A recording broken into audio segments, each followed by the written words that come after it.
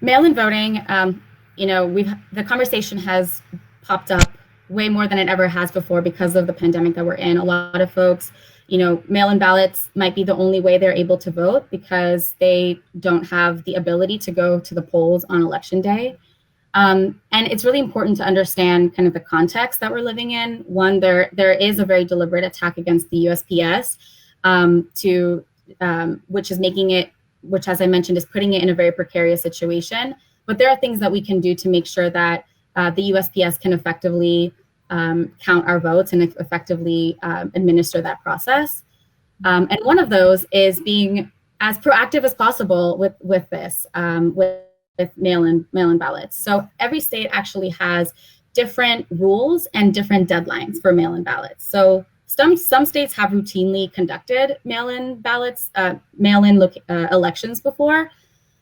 States like Colorado, Hawaii, Oregon, Washington, and Utah. There are some states that, because of COVID-19, they actually have pledged to mail ballots to all registered voters ahead of November.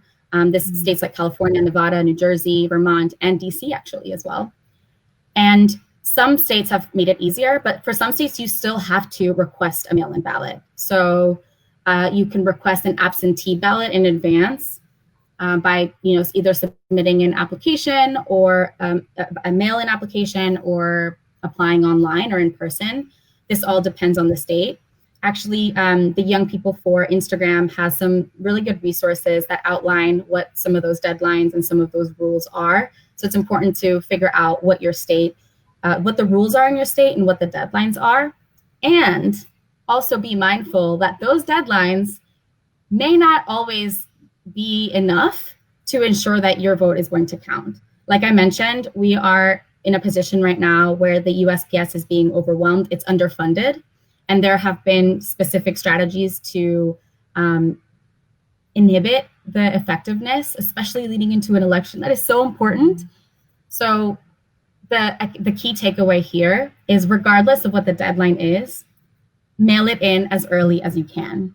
Mail it in as early as possible. And remember, you also have the option of, in some states, to drop it off in person. Check if there are drop-off locations in your locality.